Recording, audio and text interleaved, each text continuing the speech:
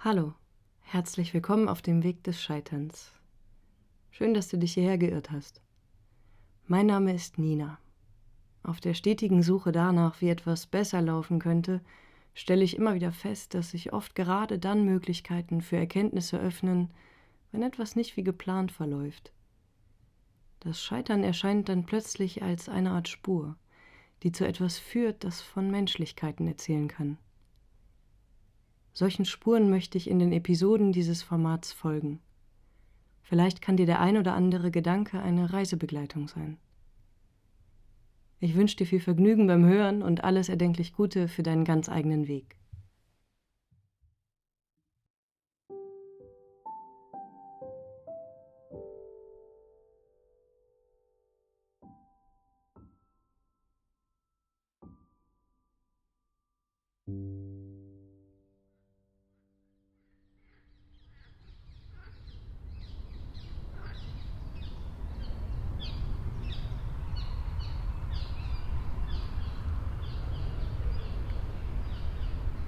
Hallo, schön, dass du eingeschaltet hast.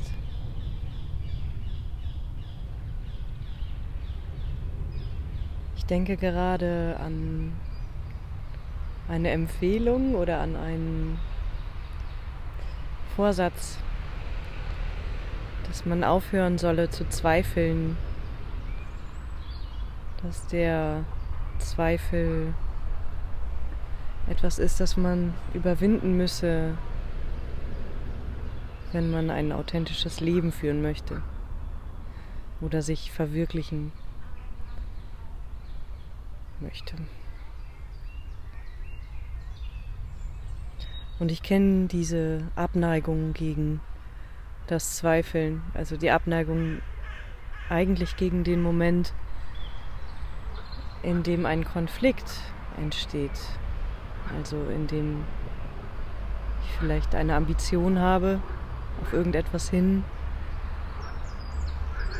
und plötzlich taucht etwas auf, was mich bremst. Und dann erlebe ich eine innere Spannung.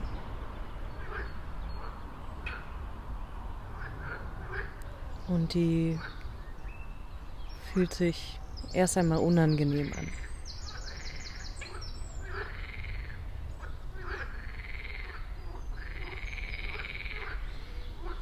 Aber was ist, wenn man den Zweifel mal unabhängig davon betrachtet, ob er gerechtfertigt ist oder nicht? Weil ich glaube, das sind die ersten Fragen, die man sich dann stellt. Habe ich denn überhaupt Grund zum Zweifeln oder womit hat das jetzt zu tun? Und sofort gehen wir auf diese Empfindung los mit allen möglichen Instrumenten und Überlegungen.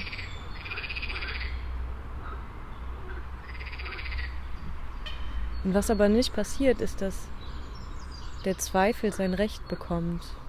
Also wenn er schon auftaucht und nicht aus dem Verborgenen heraus regiert, weil das gibt es auch. Und vielleicht fällt im Laufe der Aufnahme noch ein anderes Wort, was diesen Teil beschreiben könnte. Aber vielleicht ist es auch gut, jetzt erstmal an dem Zweifel zu bleiben, der sich artikuliert, der spürbar ist, der deutlich als das erkennbar ist, was er ist. Ob es nun ein ganz konkreter Gedanke ist, den man denkt, der irgendwie hochkommt. Irgendetwas wie, ist das überhaupt eine gute Idee oder habe ich mir da vielleicht eine falsche Vorstellung gemacht oder ja, die Frage, ob man auf dem richtigen Weg ist. Und es kann ja bis hin zu einem Gefühl von Paralyse führen, also körperliche Zustände, die dafür sorgen, dass Bewegung nicht mehr stattfindet oder nicht mehr in der Form stattfindet, in der sie intendiert war. Oder nicht mehr in der Art Bewegung und Dynamik stattfindet, die vielleicht sich befriedigend oder befreit angefühlt hat. Dann schießt plötzlich der Zweifel rein.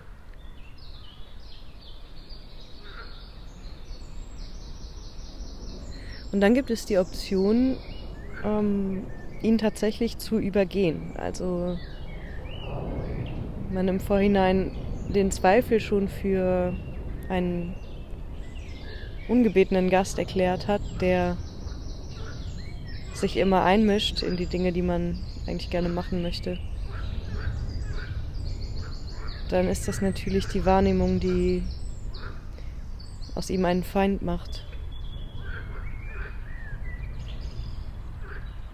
Aber ich denke, es gibt die Art von Zweifel, die uns tatsächlich helfen kann. Einerseits der Zweifel, der eine Warnung sein kann.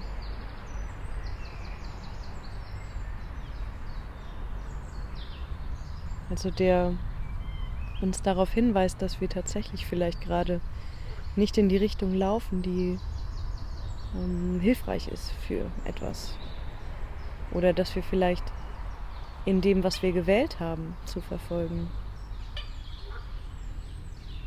etwas nicht mit einbezogen haben und einer Illusion nachhängen. Dann kann der Zweifel der beste Freund sein. Das ist noch relativ offensichtlich, aber wovon ich auch spreche, ist der Zweifel, der einfach erstmal nur ist, was er ist. Also das Gefühl, der Gedanke, die Selbstwahrnehmung vielleicht auch.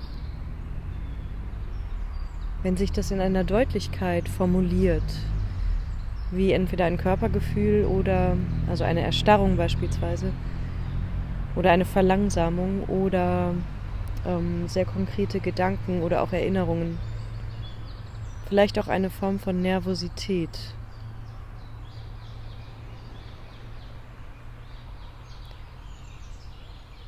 Dann ist es unter Umständen auch ein Privileg, denn was auf jeden Fall in diesem Augenblick nicht stattfindet, ist, dass der Zweifel unter der Oberfläche unseres Erlebens uns auf eine Weise regiert, die uns nicht merken lässt, dass er da ist und dass er der Grund ist für das, was wir tun oder nicht tun. Und dann kommt es uns an der Oberfläche so vor, als wäre alles in Ordnung. Das ist es aber vielleicht gar nicht.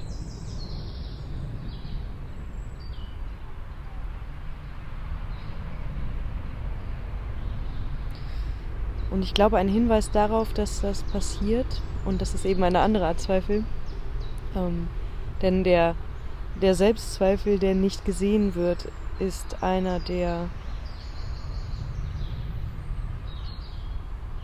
glaube ich, nicht der eigene Zweifel ist, sondern eine Art Komplizenschaft zwischen einer verborgenen Grundverunsicherung und dem, was man in sich abgelegt hat oder abgespeichert hat oder was einem geraten wird, zu verfolgen oder wahrzunehmen, zu sehen oder auch zu ignorieren. Es ist wie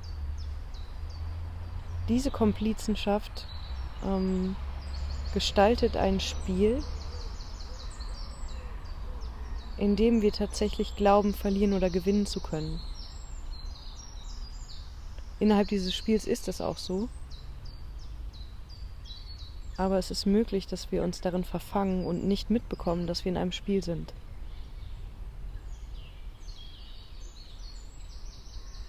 Und dann kann es, also muss es, aber kann, also muss es nicht, aber kann es sich so anfühlen, als ob kein Zweifel da wäre oder als ob die Dinge einen guten Weg gehen. Aber da wir die Frage danach, ob das richtig ist, ausgeschlossen haben, haben wir keine Option mehr, dieses Spiel zu erkennen.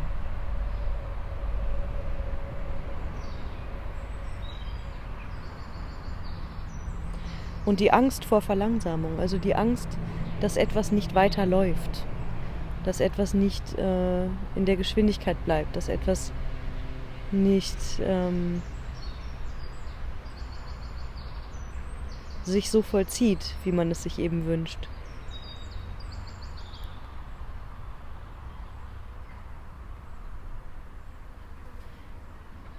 Ist für mich, also in meinem Erleben und in meinen Erfahrungen, etwas, wo ich meistens feststelle, dass wenn das passiert, also wenn diese Art Frust eintritt, dann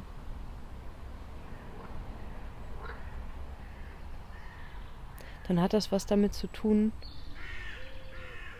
dass ich etwas nicht fühlen möchte, dass ich auch vielleicht eine Realität nicht sehen möchte, dass ich auch nicht einsehen möchte, dass das, was ich mir wünsche oder vorstelle, auch nicht eintreten könnte. Und dass es auch eine Option sein könnte, sich mit dieser Möglichkeit genauso auseinanderzusetzen, wie mit der Möglichkeit, dass es klappt. Es ist nämlich interessanterweise so, dass wenn ich eine bestimmte Sache mit einer Inbrunst verfolge, dass ich ganz viele Dinge zusammensuche, um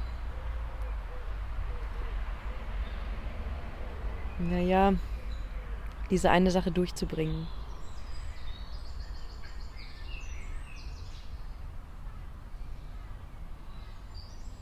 Und dann den Zweifel von der Gästeliste nehme und sage, jetzt darf mich nichts aufhalten darin.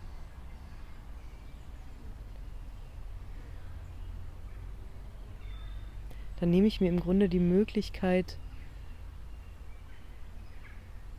immer mal wieder zu prüfen, ob das tatsächlich der richtige Weg ist, ob das tatsächlich der richtige Pfad ist.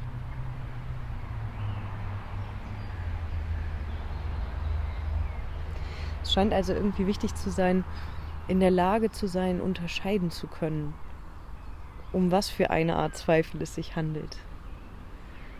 Also bremst man sich gerade selbst aus und tut sich damit selbst Gewalt an, weil man von etwas regiert wird, das im Grunde introjiziert ist. Das heißt, man vermeidet sich im Grunde. Das ist etwas, was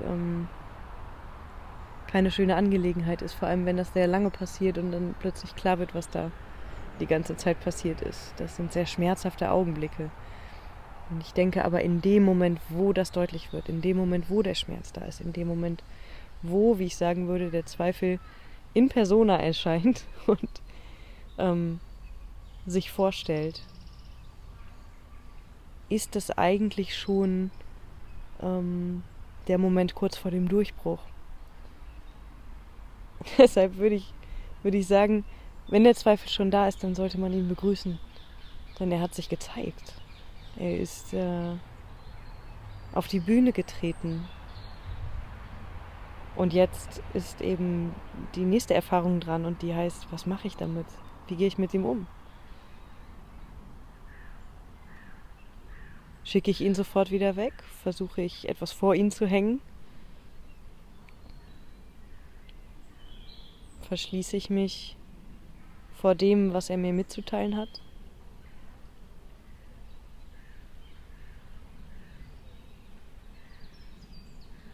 Oder treffe ich vielleicht die Entscheidung, ihn einfach mal kennenzulernen? Ihn zu fragen, was er vorzubringen hat. Ihn anzuschauen, zu betrachten und vielleicht auch die Augen zu schließen und ihn in sich selbst einmal wohnen zu lassen. Und bloß zu gucken, wie es sich anfühlt, wenn er da ist. Was ist das für ein Körpergefühl? Geht da etwas zu? Wird da etwas fest?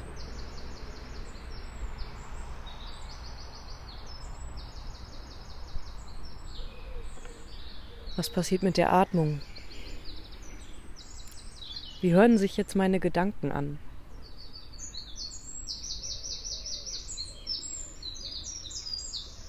Was denke ich über Menschen, die mir, bevor der Zweifel kam,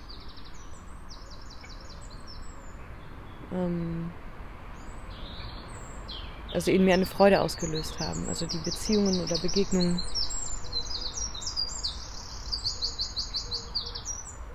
Was passiert mit meiner Sicht darauf, wenn der Zweifel zu Gast ist? Was sehe ich dann, wenn ich in den Spiegel schaue? Wie rede ich dann mit dem, was ich da sehe? Was sind die Vokabeln, die ich wähle und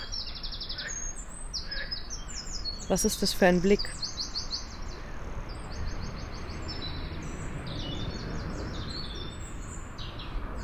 Tatsächlich immer wieder die Erfahrung gemacht, dass wenn in dem Augenblick, in dem das wirklich auftaucht, in dem ich darauf aufmerksam werde, dass es ihn gibt, in mir, dann nicht vor ihm zurückzuschrecken, sondern ihm tatsächlich in die Augen zu schauen.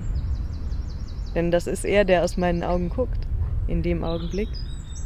Er ist dann mehr oder weniger nach vorne gerückt und hat jetzt seinen Auftritt. Es ändert sehr viel tatsächlich, wenn man ihn kennenlernt und fragt, was hat es damit auf sich? Und es damit ernst meint, also ihn kennenlernt, ohne das hinter sich bringen zu wollen, denn das funktioniert mit dem Zweifel nicht. Der ist nämlich ziemlich geschickt. Und manchmal taucht er auch einfach nur kurz unter, um dann an anderer Stelle plötzlich wieder aus dem Boden oder aus dem Teich zu schießen.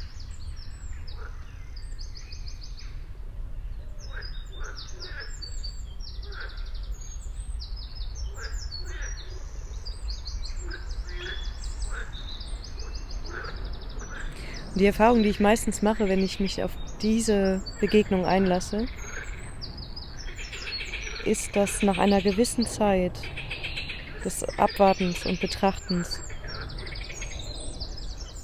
sich etwas ändert an der Konfiguration vielleicht, an dem Gefühl. Es mag langsam sein und es mag eben relativ lange vielleicht auch eine Spannung herrschen. Aber es könnte sein, dass etwas in eine, ja, wie ganz feine Vibration gerät. Es könnte sein, dass sich etwas an der Gesichtsmuskulatur plötzlich ändert. Es könnte sein, dass, ja, wie der Zweifel dreht sich ein Stück und zeigt sein anderes Gesicht.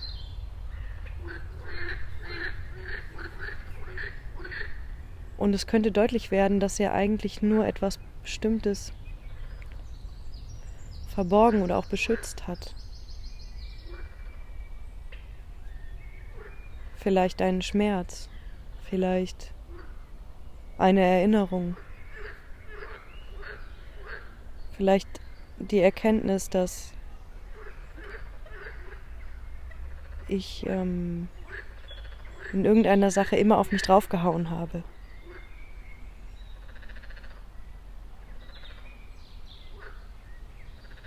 Es ist die Botschaft, dass ich etwas übersehen habe.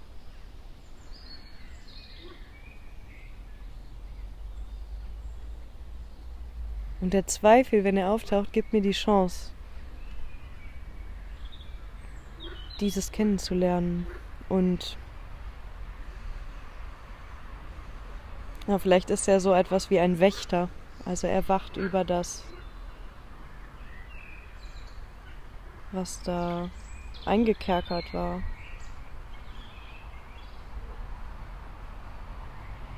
Es ist, als wäre diese Verlangsamung oder vielleicht sogar die Paralyse enorm wichtig, wenn es sich um diesen Zweifel handelt.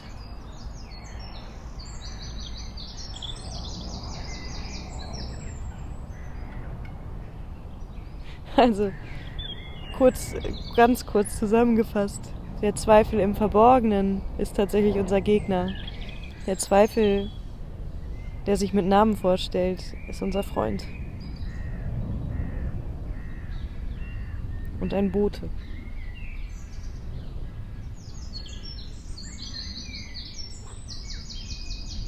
Dann gibt es noch einen Zweifel, der mir gerade einfällt. Und das ist der, den wir vor uns hertragen, um uns nicht ändern zu müssen. Vielleicht kennst du das auch. Es ist dieses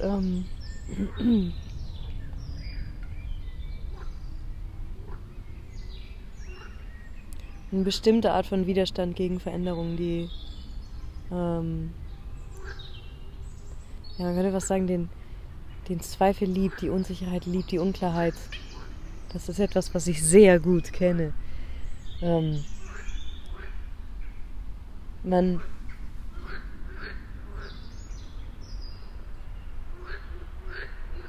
ist die ganze Zeit mit irgendeiner Sache beschäftigt, die man angehen möchte, ein Problem, das man lösen möchte, eine Eigenschaft, die man verändern möchte. Oder auch einen Widerstand, den man brechen möchte. Und dann kommt da der Zweifel, oder es kommt dann eben dieser andere Zweifel.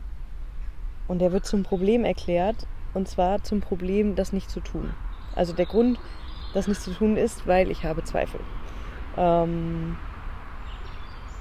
Und auch das, glaube ich, ist der Zweifel oder eine Art Weise, wie er auftauchen kann. Denn es hat schon irgendwie auch was mit dieser Qualität zu tun. Das ist, glaube ich, kein Zufall, dass wir diese Worte eben für diese verschiedenen Facetten benutzen. Aber eben immer das gleiche Wort, Zweifel. Und es ist aber wieder so, diesen Zweifel will ich eigentlich nicht anfassen. Das heißt, ich benutze den Zweifel, um ihn wie eine Bedrohung, die weit entfernt bleiben soll, zu behandeln. Also ich nehme dieses Auftauchen dieser Gestalt zum Anlass, das nicht weiter zu verfolgen oder dort stehen zu bleiben, wo ich das nicht tue oder verwirkliche, was ich da eigentlich irgendwie anstrebe und was vielleicht tatsächlich wichtig ist, zu wagen.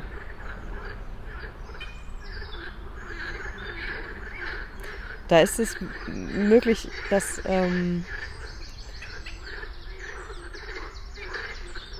wir das nutzen, also dass wir dieses Umgehen nutzen, um weiterhin Probleme zu haben, mit denen wir uns an andere wenden können. Und vielleicht kennst du das. Und eben nicht aus dieser vielleicht auch Gemeinschaft austreten zu müssen oder sich von ihr entfernen zu müssen, in der jeder so seine kleinen Probleme hat und in der jeder irgendwas hat, was er noch nicht so richtig gelöst hat und in der man sich dann irgendwie gegenseitig akquirieren kann, um an diesem Problem zu arbeiten, sodass immer genug Probleme vorhanden sind, um bloß nicht den Kontakt vielleicht auch zu dieser Quelle von Aufmerksamkeit zu verlieren.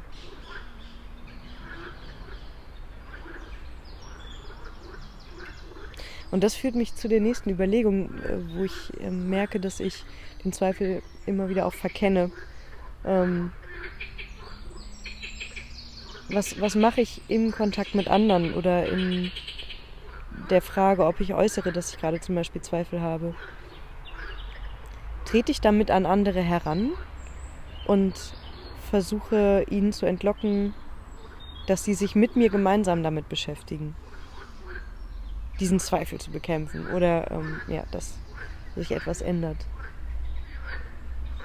Oder gehe ich damit in eine persönliche Auseinandersetzung, in eine einsame Auseinandersetzung. Das heißt nur der Zweifel und ich. Und niemand, der mich pusht, niemand, der mir den Zweifel nehmen kann oder will. Und artikuliere ich möglicherweise, dass ich mit dem Zweifel gerade zu tun habe, um mir Zeit zu verschaffen, um etwas zu vermeiden. Oder artikuliere ich es gegenüber anderen, um zu signalisieren, ich werde mich jetzt genau damit zurückziehen.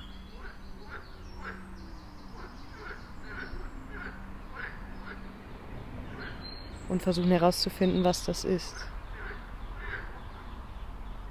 Ich glaube, das ist ein sinnvoller und auch manchmal mutiger Schritt, denn nicht jeder Mensch ist damit einverstanden, dass man Zweifel hat. Es ist etwas, was auch relativ häufig, glaube ich, unerwünscht ist. Denn wenn jemand zweifelt, dann bremst er das, was da irgendwie gerade passieren soll. Und das ist eben manchmal aus sehr nachvollziehbaren Gründen für manche Leute eben nicht von Interesse, dass das passiert. Es kann aber manchmal wichtig sein. Denn es bietet die Möglichkeit, noch einmal zu prüfen, ob das, was da gerade irgendwie forciert wird, richtig ist.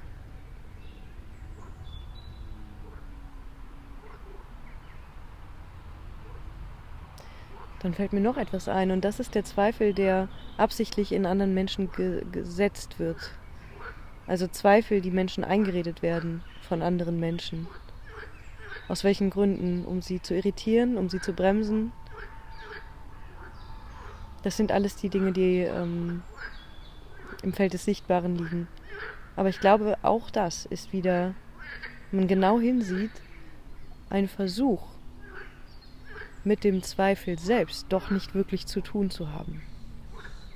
Mit dem Zweifel selbst nicht auf Tuchfühlung zu gehen, weil man ihn wie einen Affekt oder eine Affektsammlung, die man dem anderen zuwirft wie eine heiße Kartoffel, sodass man sie halt nicht mehr in der Hand haben muss. Das ist etwas, was ich häufig sehe bei Menschen, die systematisch andere versuchen zu verunsichern und zu irritieren. Es ist sehr, sehr häufig das Vermeiden des Kontaktes mit dem eigenen Zweifel.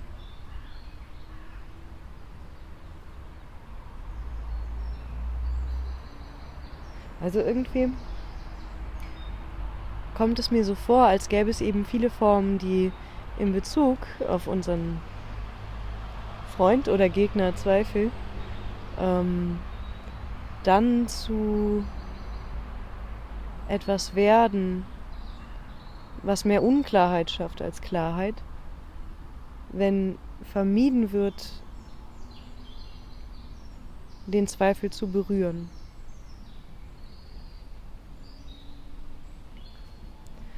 Es könnte also ja wie eine Pervertierung dessen, was der Zweifel sein kann, sich entwickelt haben und zu einem Bild verfestigt haben, das ihn zu etwas erklärt, das man auf keinen Fall haben sollte.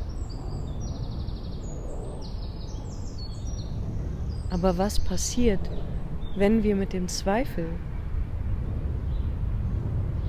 in eine intime Situation gehen? Also eine Intimität mit ihm wagen, die deutlich macht, du bist jetzt hier und du wohnst in mir und meine Aufmerksamkeit ruht auf dir, ohne dich wegzudrücken, ohne dich auflösen zu wollen, ohne mich von dir entfernen zu wollen, ohne dich anderen zuschieben zu wollen, ohne dich übersehen zu wollen. Was passiert dann? Als was entpuppt er sich? Und wird möglicherweise, wenn er sich nicht verändert, also wenn er das bleibt, was er ist und sich genauso anfühlt, was gibt es da noch zu lernen? Ich glaube, es ist festzustellen, da ist Zweifel, aber da ist ja nicht nur der Zweifel. Denn meine Wahrnehmung kann auf ihm ruhen. Sie kann sich neben ihn setzen und eine Runde mit ihm abhängen.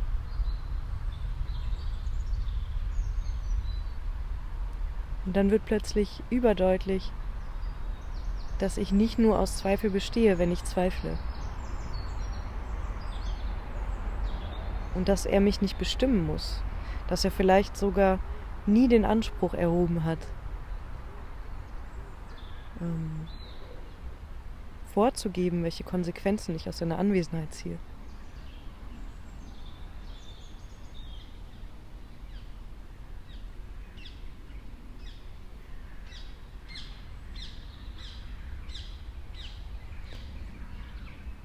Und ich frage mich, warum ist er so ein ungebetener Gast geworden? Was hat dazu geführt, dass wir ihn nicht wollen?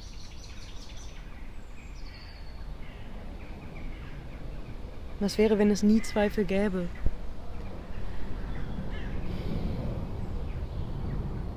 Was wären wir dann?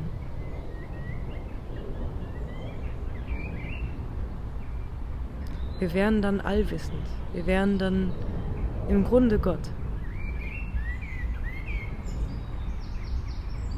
Wir wüssten immer genau, was richtig ist, was passieren sollte, wie man das macht, und nichts würde uns daran hindern, genau das umzusetzen. Und das ist, was ich sehe in mir und auch in der Ambition, keinen Zweifel mehr zu erleben oder ein Leben ohne Zweifel zu führen. Wenn das tatsächlich damit gemeint ist, dieses Gefühl nicht mehr haben zu wollen, dann ist es, glaube ich, eine Hybris.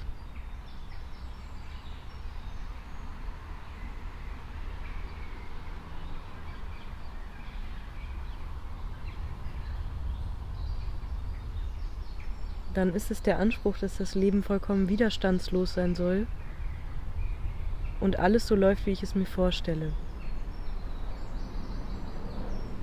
Aber was ist, wenn das Leben ja wie den Auftrag hat,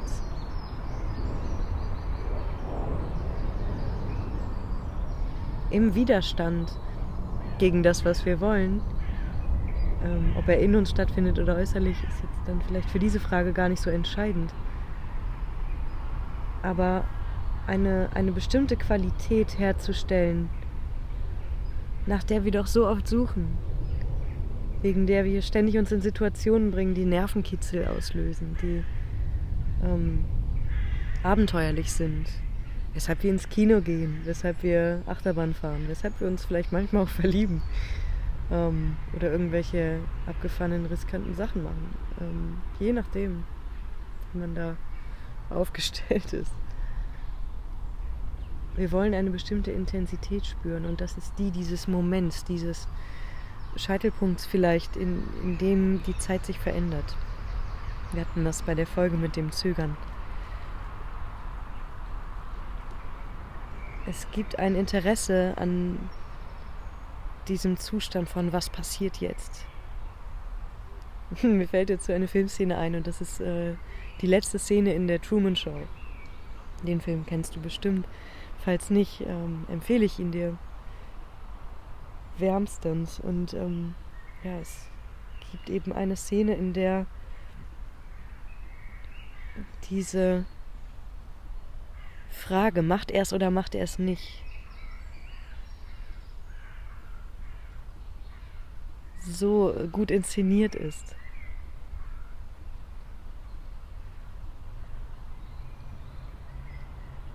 Und was ist, wenn der Zweifel etwas ist, was eine der wichtigsten Zutaten ist für diese Momente kurz vor einem Durchbruch. Diese Momente, in denen uns genau das Widerständige an dem einfach durch die Tür gehen oder einfach irgendetwas machen, oder etwas einfach umzusetzen, wie als würde sich in diesem Moment noch einmal alles versammeln, alle Möglichkeiten verdichten und versammeln sich an einem Ort. Und alles steht auf dem Spiel, alles steht zur Debatte. Und es gibt eine wirkliche Entscheidung.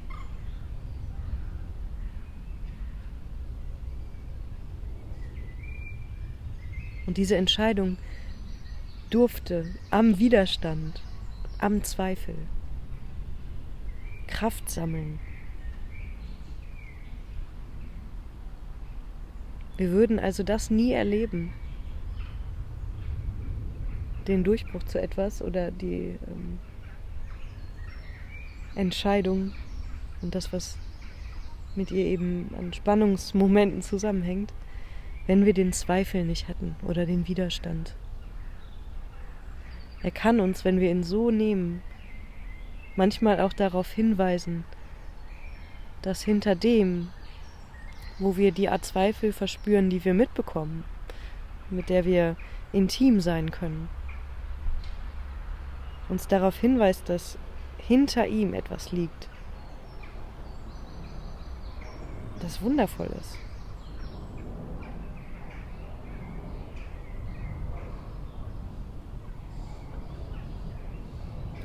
Und die Frage stellt, kannst du das aushalten? Kannst du aushalten, dass es dahinter etwas gibt, das dich so glücklich machen könnte, dass du vielleicht Panik bekommst? Wenn man sich nicht am Widerstand vorher oder eben am Zweifel, der im Widerstand sein kann, ja, wie seine Kräfte getestet hat, vielleicht sogar noch etwas davon aufgebaut hat, dann könnte es eben tatsächlich sein, dass wir die Intensität von Freiheit oder von Verwirklichung und Glück, also wenn es wirklich das war, dann ist plötzlich eben alles anders, nämlich gut. Es kann eben sein, dass dieser Endgegner gewissermaßen der ist, der sagt, du bist jetzt bereit. Oder du bist auf dem besten Wege bereit zu sein. Jetzt sind da eben nur noch du und ich. Also finden wir doch einfach mal heraus, was das hier genau ist.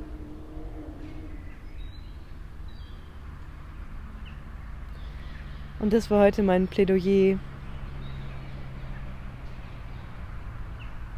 sich mit dem Zweifel zu befreunden, aber nicht auf die Art, die bedeuten würde, ihm einfach nur zu folgen, sondern auf die Art, wie Freundschaften wirklich auch sehr fruchtbar und befriedigend sein können, nämlich erkunden wir, was hier möglich ist, erkunden wir, was hier wirklich passiert, anstatt sich mit einer Berührungslosigkeit zufrieden zu geben, die eigentlich nur bedeutet, einander zu vermeiden. Berühren wir es doch.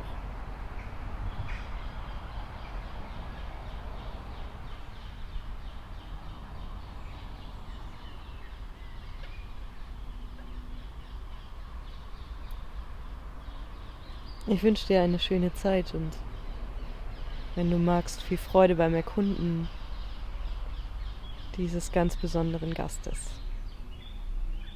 Bis bald.